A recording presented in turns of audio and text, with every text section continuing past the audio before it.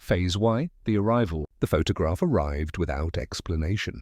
It showed some kind of mass, dark grey and pulsating. It was hovering far above the North Atlantic. It resembled a cyclone, but there was no eye of this storm, no rotation, just layers like folds of gauze, stacked and suspended. The sky around it was eerily clear. That was the first impossibility. Dr. May Reed Finn saw the image at 6:32 a.m. It was forwarded to her personal account from an encrypted ministry server. The subject line read only, "Come in, immediately." Dr. Finn arrived at the North Strand Climate Monitoring Facility before sunrise. The conference room was already full, unusual for a Wednesday. Technicians, military liaisons, 2 senior meteorologists and a man from the Department of Anomalous Phenomena, a department that officially didn't exist. No one spoke for the first 10 minutes. They just stared at the image projected on the main wall, a still frame from a weather satellite feed. "I've never seen a static formation at that altitude before," Mairead said, her eyes locked on the impossible image.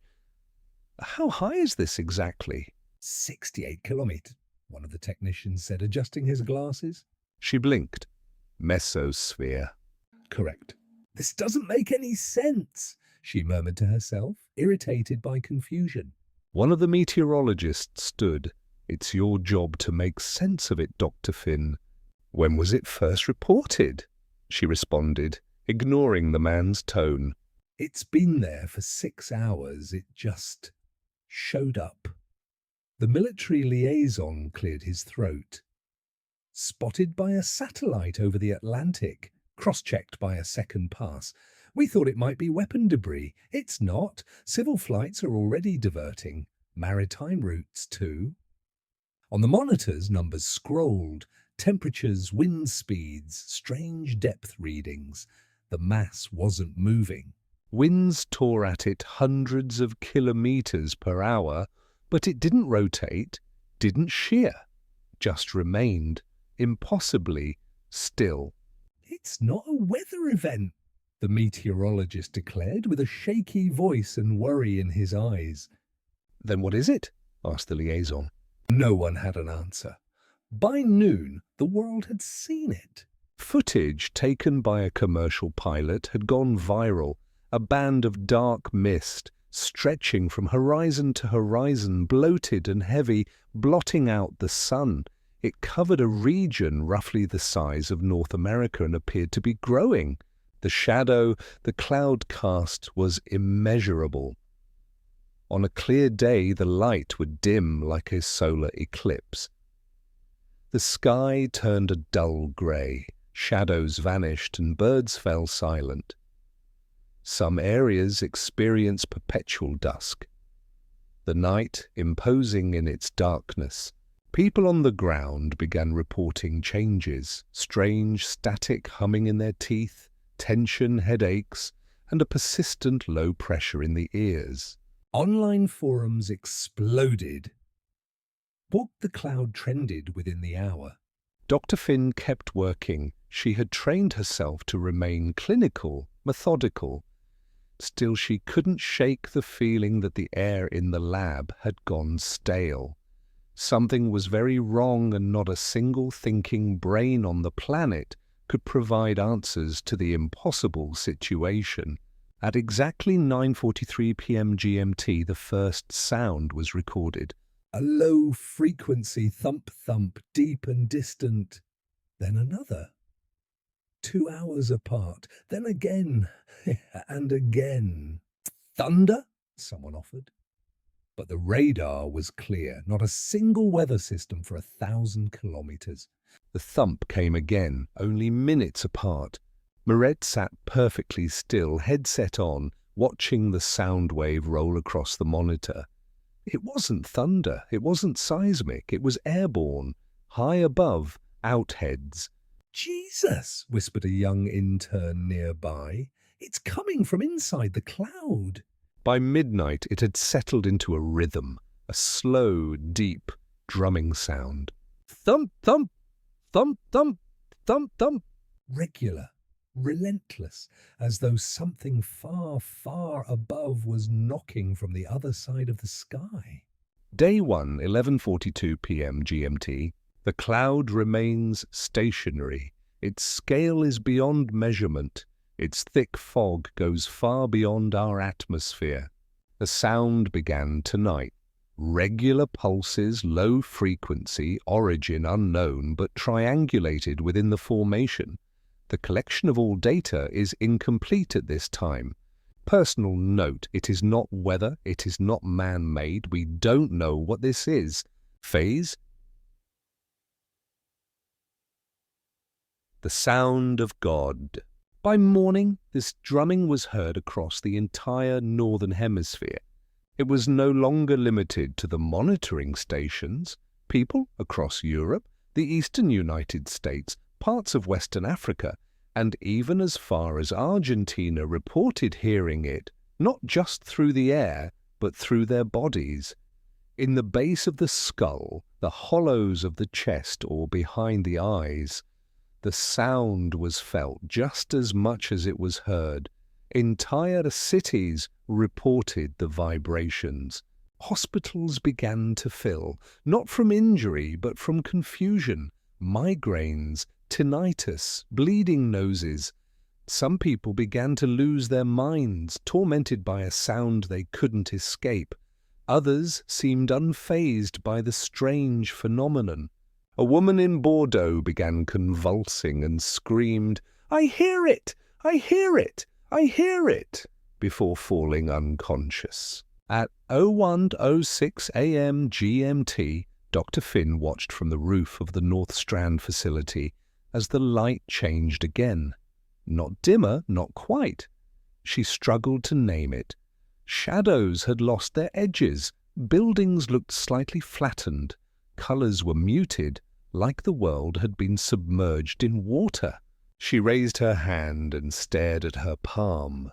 Veins like rivers on a map. Her skin was paler than before. The hairs on her arms stood up. The drumming continued. "Dr. Finn?" The man from the Department of Anomalous Phenomena pushed through the steel door behind her. "My name is Jonas, ma'am. I've been meaning to speak with you." He paused beside her, eyes turned upward to the dreadful cloud. It swallowed the entire skyline, hiding stars and moon alike. "Quite the view," he murmured. "What can I do for you, Jonas?" she asked. Her tone clipped, unwilling to indulge small talk. "You know who I work for?" She nodded once, offering him a cigarette from a near-empty pack. "No thanks, I quit. Fresh air for me." He laughed awkwardly as Dr. Finn lit her smoke. "They're relocating me," he said. "Opposite side of the world. A counterpart facility in the southern hemisphere. They want simultaneous readings, mirrored data sets. Honestly, it feels like I'm just being moved out of the blast zone." He paused for a moment. "If this thing is global, if it keeps growing, we need to know if it behaves the same way everywhere. Otherwise, we're flying blind." Finn studied him, the shadows across his face blurred and trembling in the wrong light. "So, you'll be chasing the other horizon?" "Something like that." He gave a thin smile, but his eyes stayed locked on the sky. "I'll send you everything I find. Maybe between the two of us we'll make sense of it." Her gaze lingered on him a moment longer than she intended. Then she looked back to the cloud. "Maybe." The drumming echoed, low, cavernous, endless.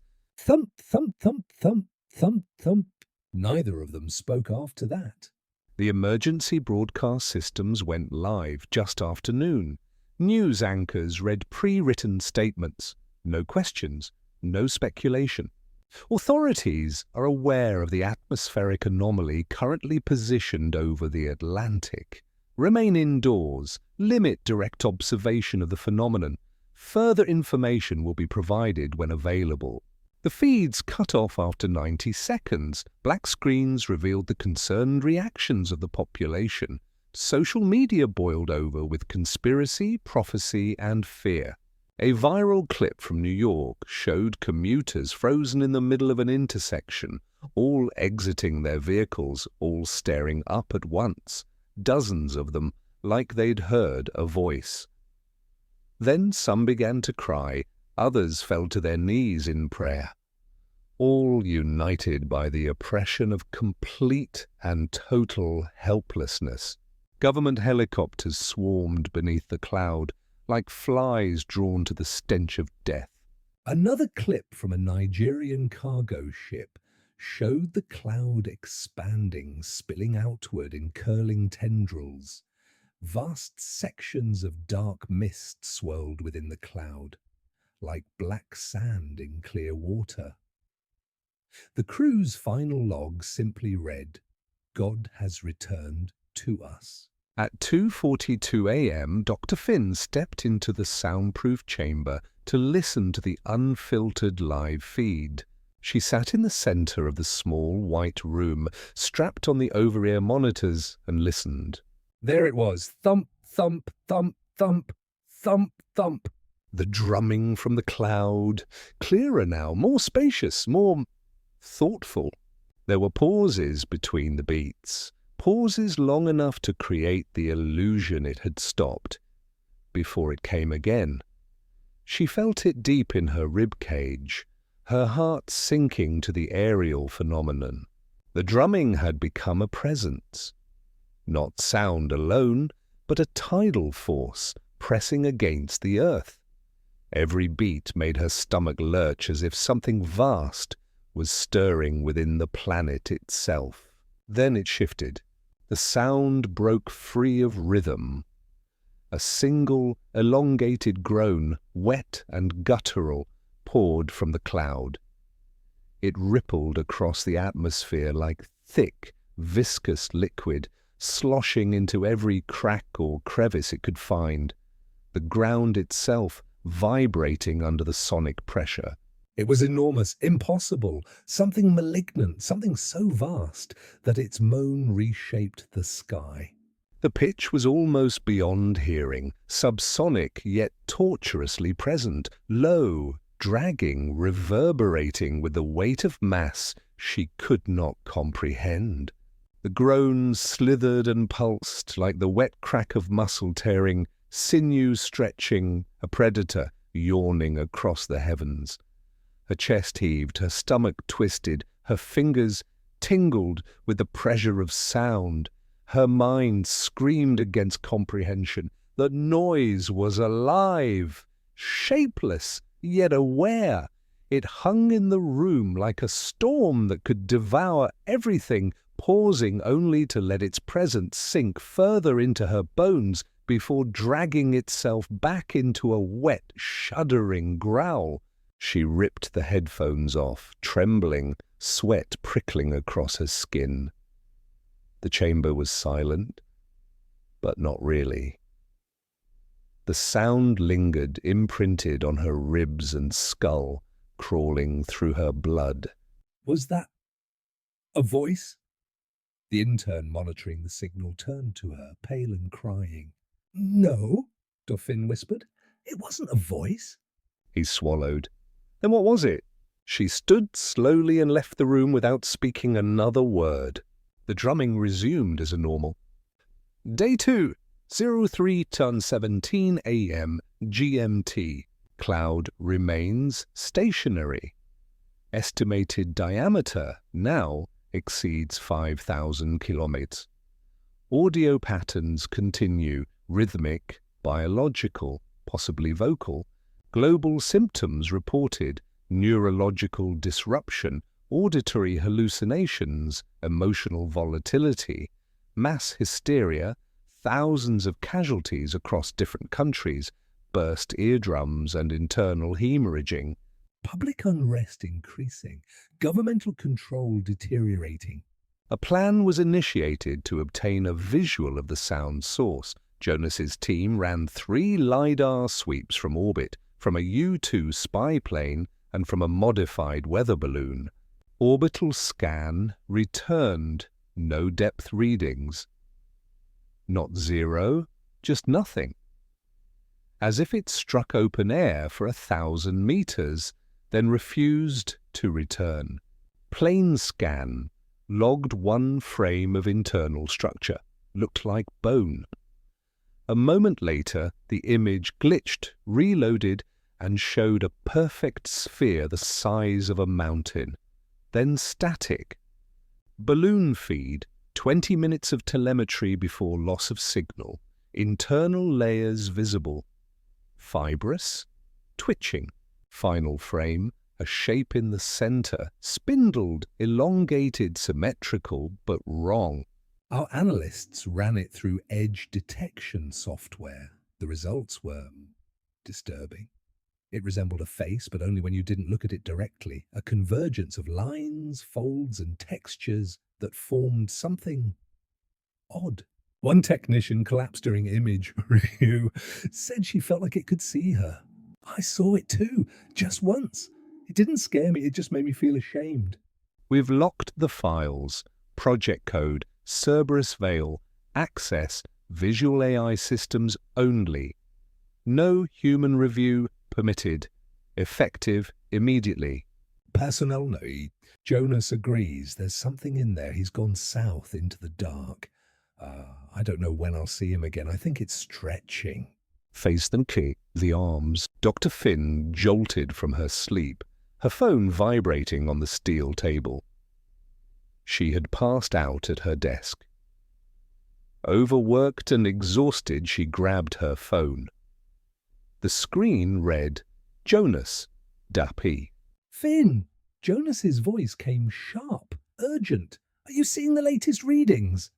Her pulse quickened. The cloud had been behaving differently. The drumming was heavier, more insistent.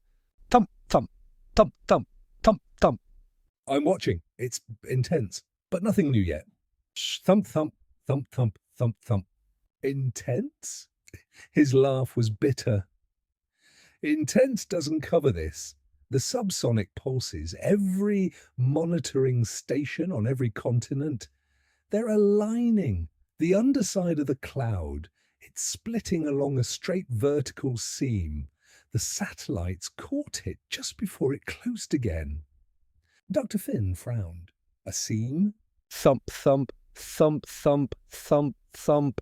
Like, it's preparing to open, and I don't mean metaphorically. His voice dropped, urgent.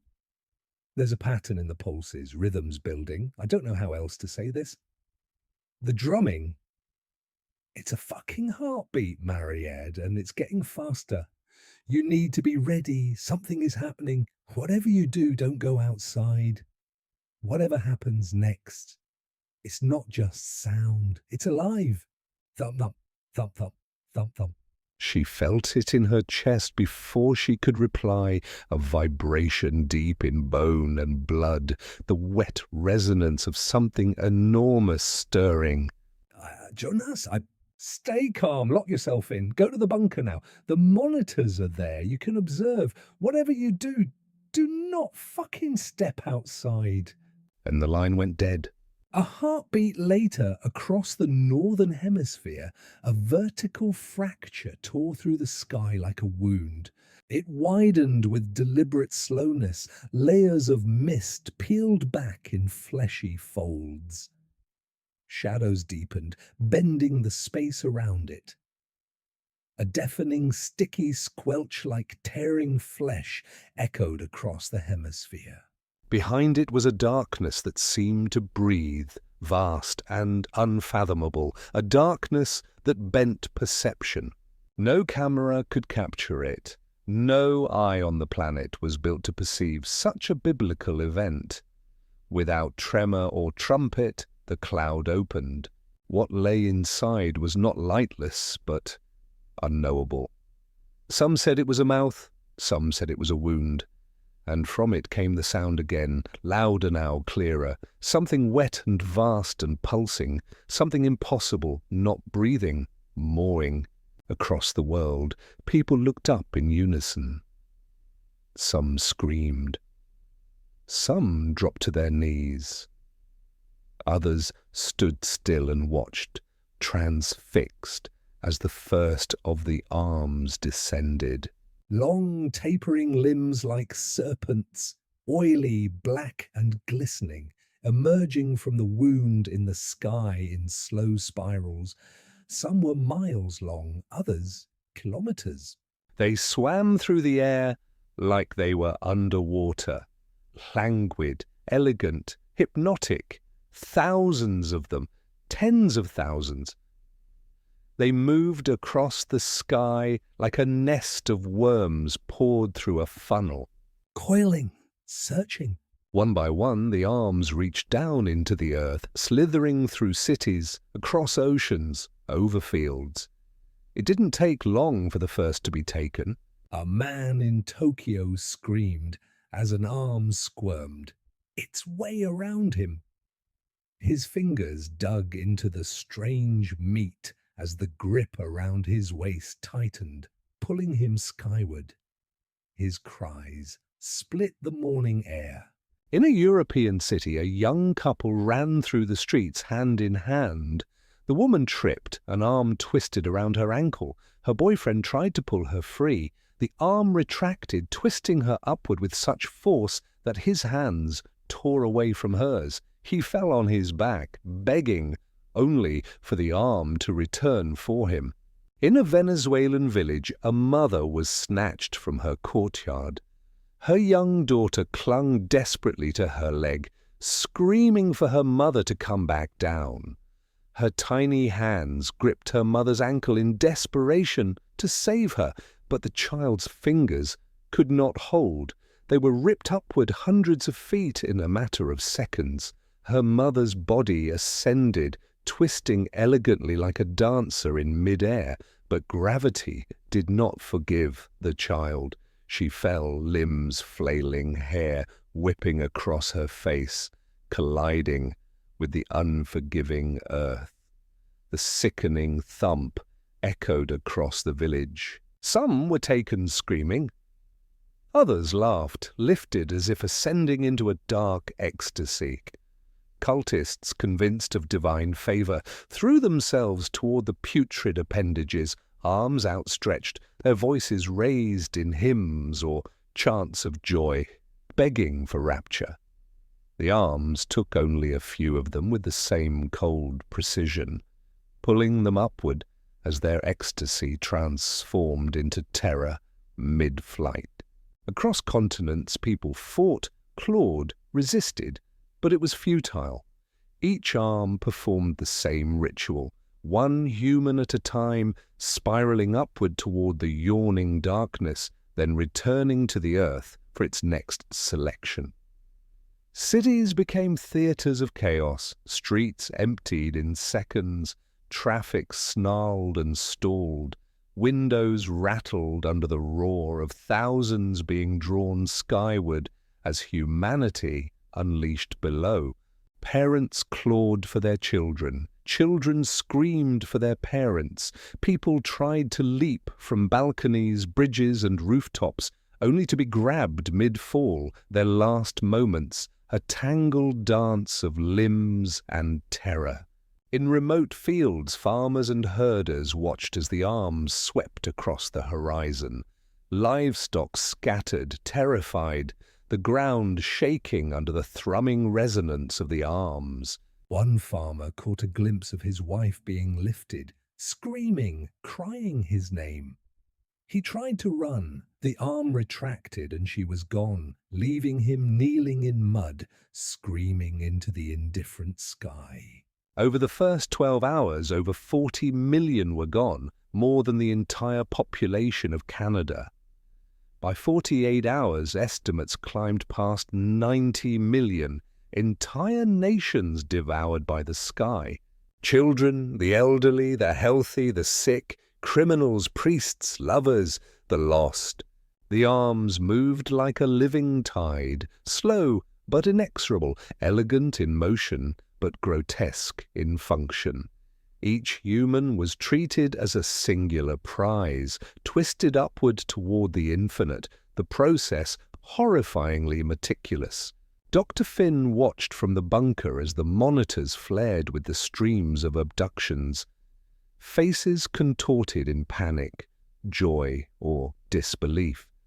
She could hear them through the cameras, screams and prayer that layered upon one another like a living symphony of terror. The arms paused briefly over cities, observing coiling and uncoiling. Their thick veins pulsate. They seem to savor the fear. Then, with chilling patience, they selected again, dragging the living toward the maw. Over the 57 hours, the Northern Hemisphere emptied in a relentless, mechanical, almost ritualistic harvest. Every arm returned repeatedly to the sky's wound, each human plucked and lifted, until the air was thick with echoes of terror and awe. By the final hour, Dr. Finn could only stare at the screens, numb. The arms paused at last, holding their harvests aloft for a long silent moment, as if counting, observing, savouring. Then they began the slow, deliberate retreat, one by one, carrying their captives toward the unknowable darkness that had given them form. Over 4 hours, the sky had closed and survivors emerged from false shelters. The world was left in silence. Only the sound of the drums remained. Thump, thump, thump, thump, thump, thump. Day 3, 11:11 p.m. GMT. The formation opened. An aperture. Estimated diameter is 3,000 kilograms across. Arms? Tongues? Emerged. Thousands. Movement suggests intelligence, not random. Selection appears non-biological. We can't predict it. I'll watch them be taken, God forgive me. We tried everything. Interference, signal jamming, sonic weapons. Russia sent a nuke. To hell with the aftermath of that. It didn't go off, it was just swallowed by the cloud. The arms are not affected. The world is hollow. The monitors lie dead, their screens frozen with faces I will never forget. Even the saved recordings fail to convey the scale of what happened. The arms, the screams, the silence that followed. Entire populations, taken with the precision of a surgeon, the cruelty of a predator, the indifference of an animal. 90 million more, perhaps 100 million. I can't be certain. The Northern Hemisphere is a graveyard with no corpses, and yet the sky is calm, deceptively calm. The wound has closed. The drum, it continues, always beneath everything a low, insistent pulse that will not be ignored. Personal note, I don't know what to do next. Every theory, every model, every calculation is meaningless against this. We are observers of an event. We are its remnants. Survivors only in a technical sense. In every other way, we are gone. There is nothing to fight, nothing to flee, only to record, only to bear witness, and I will, till the end. What else is there to do? Phased Eye, the Belch. 1 month and 14 days passed. No arms, no movement from the sky.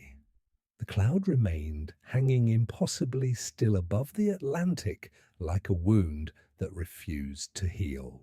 Most nations had abandoned any attempt to engage with it. Some still broadcast official statements, hollow, robotic reassurances, but no one listened. The world had been held in place, breathless, afraid to look up, held hostage by our new God. Cities went dark, markets crashed, faiths fractured, people starved, millions gathered in open fields begging to be taken, millions took their own lives in the face of the inevitable. Others locked their doors and prayed to be forgotten. Dr. Mairead Finn stayed. She slept inside the bunker beneath the North Strand Climate Facility. She hadn't left in weeks. The others were gone, some taken when the arms descended, some fled, some too broken to continue. She kept her notes, her logs, her rituals of data and control, but every day it grew harder to believe that any of it mattered. Finn's console crackled to life at 03:58 a.m. GMT.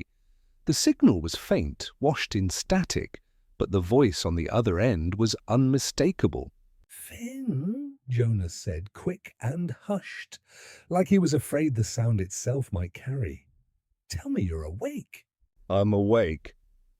Her voice was brittle, the syllables clipped. She had been awake for days. "What is it?" "I've been tracking something," he said. "Pressure readings from the South Atlantic buoy network. They're tanking, not a storm, not a current shift. It's like the air itself is leaking." "You've said that before. This is different." His breathing was uneven, shaky. "The drop isn't local, it's global. Everything is bleeding toward the cloud. Not winds, everything. It's pulling like it's..." He stopped himself, then said it anyway. "Like it's inhaling." Finn exhaled through her nose. "We don't know that's what it's doing." "I do know," Jonas shot back, voice tightening. "It's hungry, and it's been patient, but..." A low laugh broke out that wasn't joy. "Christ, I can't believe we're still pretending this is about data.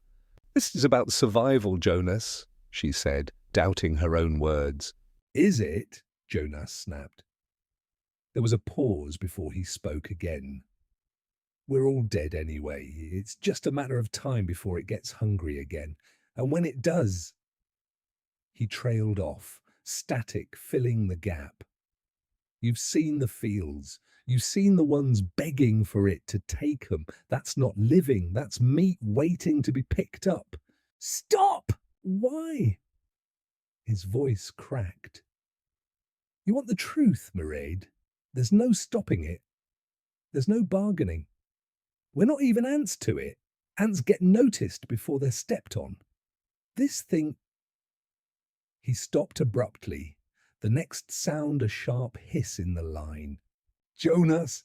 Silence. She waited another 3 seconds, then set the receiver down, her fingers trembling against the console. She clasped her hands together, lowered her head, and for the first time in her life, she began to pray. She waited nothing. At exactly 04:17 a.m., GMT, 1 month and 14 days since the cloud arrived, the sky opened again. No warning. No signal. Just a sudden shifting of the cloud's center, folds drawing back, parting like lips peeled open by invisible hands.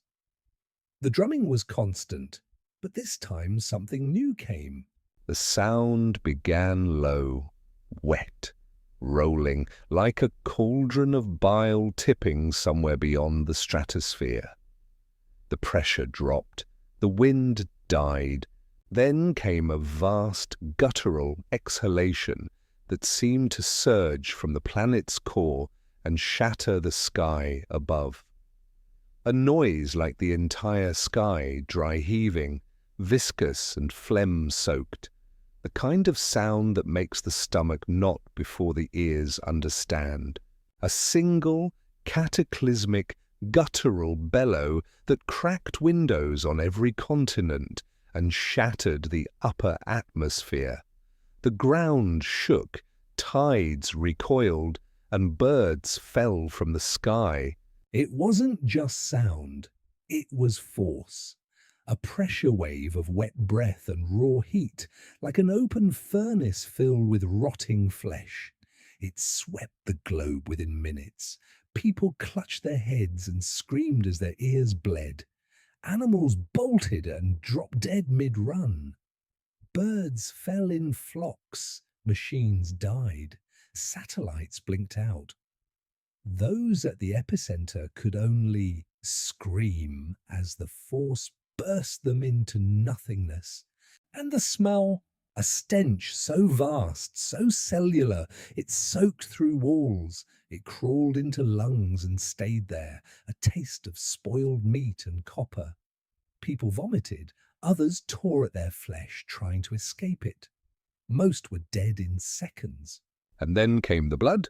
From deep within the beast, beyond the gauze and folds of mist, something ruptured. A pressure valve? A gullet? A wound? No one knows. A tidal wave of thick, arterial blood, expelled with such volume and speed that it fell like monsoon rain over half the globe. Red soaked the ocean and rivers, red splashed across rooftops and deserts and jungles. Half the earth painted in blood. It steamed where it landed, hot and thick, and it reeked of iron and something sweet. Something wrong. Some said they heard whispers in the rain. The clouds peeled back, and for the first and only time the being was seen. Truly seen. For exactly 93 seconds the sky was clear. Not in fragments, not distorted. It filled the sky. It was the sky. Its shape defied thought, impossibly symmetrical, yet shifting as though the universe itself was trying and failing to remember it. Its surface was a chaos of textures, pinkish grey membranes that pulsed with a rhythm older than time, bone plate ridges spiralling in geometries our minds could not hold, and spindled nerves that writhed like lightning, frozen mid-strike. Each wrinkle, each twitch seemed to hum with awareness, as if the cosmos itself had been stitched into its flesh. Its face, or what passed for one, stared down through a million lidless, goat-like eyes. Some were as vast as mountains, some flickered like dying stars, all simultaneously seeing and knowing. Our thoughts recoiled, our vision trembled, and yet we could not look away. And then it did something impossible. It smiled. No teeth, no lips, no gesture that humans could recognize. Just a slow, dreadful unfurling of facial tissue, an imitation of something it had only ever observed in our species, a suggestion of amusement aimed at the futility of existence. The motion folded in on itself in ways that should have torn it apart, yet held. We felt it not just in our eyes, but in our blood, in our marrow, in the corners of thought we didn't know existed. And then the sky swallowed itself once more. But the memory lingered. Shapes impossible to describe etched themselves into our minds. Geometry that should not exist haunted our dreams, and the faint, impossible smile echoed in every shadow we ever crossed again. Silence fell, not peace but silence, and then nothing. No arms, no sound. Just the repetition of fear felt through the drum of the cloud. The wind returning at last. The stench never faded, never fully gone. The red rain soaked into everything. No government spoke publicly again after that. People stopped going outside. Entire towns were found empty, dead. Others worshipped. Others killed themselves. The world waited. Day 45, 07:02 a.m. GMT. It belched. I don't know how else to describe it. It expelled something vast and foul into our atmosphere. Not an attack, not a gesture of dominance. A function, a bodily function, like it forgot we were here. The sound I cannot put into words. I felt it in the roots of my teeth, in the gaps between cells. It broke something in the sky, and the smell. The smell is still here, clinging to the vents, to my skin. It soaked its way into the bunker. The blood is everywhere. We've confirmed it's organic, human, and something else. For 93 seconds it let us see it. I don't think we were supposed to. I don't think it cares. I haven't slept since. I don't believe anyone is left to read this, but I'm still writing. There's no scientific language left for what's happening. This is not an anomaly. This is a presence. This is an extinction event. Phase 5 afterbirth. It began to harden. Not all at once, but gradually, day by day, as the blood congealed under heat and rain. The bright red stains that had covered oceans, cities, forests, darkened, thickened with reddish clots. Then it began to bond. What had first been described as organic blood now revealed itself to be something more. A precursor, a fluid waiting to become. On the 15th day after the belch, the first major surface scan from what remained of the LEO satellites returned images of a continuous sheet forming across the Atlantic basin, fibrous, pale, ridged in places like cooled wax spread over the surface of the Earth. At first, it seemed like sediment or ice, but it flexed. Beneath solar radiation, it tightened. Beneath lunar light, it swelled. Seismic equipment registered subtle movement, microscopic contractions, as if breathing through the crust. The red had become pink-grey. The pink-grey was becoming skin, a skin that now stretched uninterrupted from Portugal to the eastern edge of the Caribbean. The scientists who remained debated this transformation in hushed, mechanical tones. No conclusions were reached. There was no baseline, no comparative models. But Dr. Mareed Finn understood. This was not an invasion. This was not a divine punishment. This was gestation. Earth, or what remained of it, was being blanketed in something alive, not absorbed, not consumed, prepared. And then at 08:46 p.m. GMT, on the 46th day, the cloud absorbed. It shifted without sound, without storm, without effort, not blown, not carried, not pulled by gravity. It simply drifted, as if an unseen cord had been cut, as if the process in the West had reached some threshold. It took 6 hours to traverse the ocean, 6 hours of silence. People in Asia and Australia watched it approach, the spiraling gauze blotting out the sky as if it was swallowing it whole. They had seen the videos. They knew what would come. Still, they watched. Some hoped it would pass. It didn't. At 02:17 local time, the cloud settled above the Indian Ocean. The sky began to open again, and the arms began their terrible descent. Day 46, 11:44 p.m. GMT, Cerberus, Vale, final transmission. The blood is not inert. It is a matrix, a forming tissue, something between placenta and a cocoon, still soft in parts but solidifying.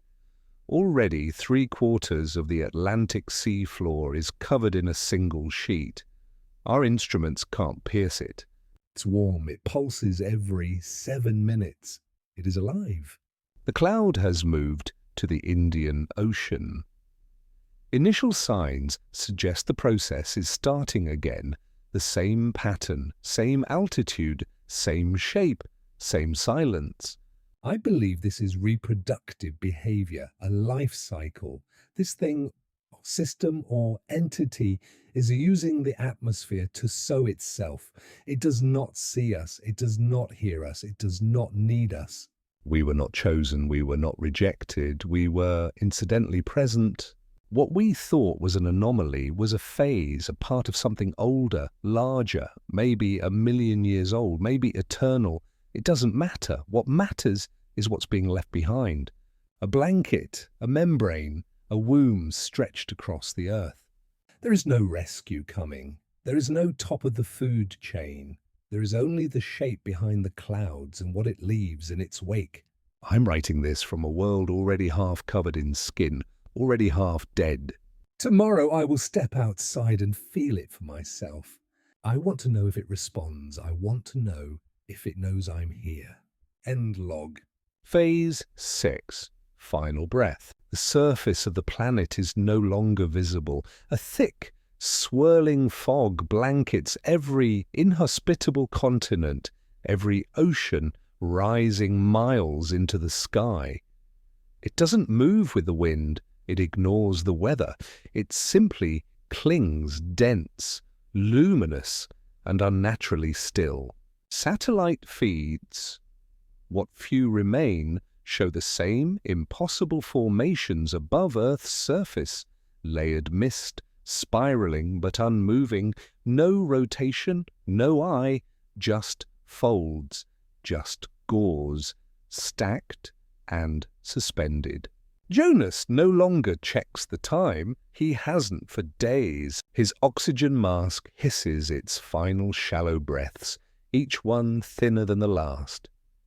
The generators have gone silent. The lights burn only in intermittent flickers, casting the facility in a pulse of dim, ghost-like hues. Every room is empty. Everyone else is dead. Jonas lies flat on the cold concrete floor, cheek pressed against it, one hand spread wide as if to hold the earth steady. His lips move, forming soundless words, but he stops. He doesn't need words. He only needs to listen. Thump, thump, thump, thump, thump, thump. A heartbeat. It was in the cloud. It was in the sky. Now it's here, beneath his bones, inside the crust, deep in the dark belly of the world. Jonas let out a broken laugh that cracked into a sob. His eyes glisten, unfocused, staring at the ceiling as if he could see through it to the sky above. There are two of them now, he whispers, barely audible. The fog outside pulses with a faint, internal light. Not lightning, not fire, something vascular, something alive. His throat tightens. His chest is heavy. The hiss of his mask is a thin trickle of air, barely enough to maintain hope. He pulls it away, lets it fall beside him. The silence rushes in. He smiles, weak and delirious, teeth streaked with blood from biting his tongue raw in his sleep. We were the womb. Jonas had never been a religious man. He used to scoff at prayer, at ritual. But now, on the floor of a dying world, the last man standing, a gun trembling in his hand, he mouths the words anyway. Fragments of hymns, half-remembered psalms, apologies to no one. He turns the gun on himself, comforted by the realization it will all be over soon. The fog above glows brighter, its folds pulsing with rhythm, like veins, like lungs. Jonas closes his eyes, the weight of suffocation pressing him into the floor. His last thought is not of escape, not of resistance, only awe. Far beyond Earth, in the silence of space, the first cloud drifts on, searching for the next world. The Earth exhales its final breath and becomes something new.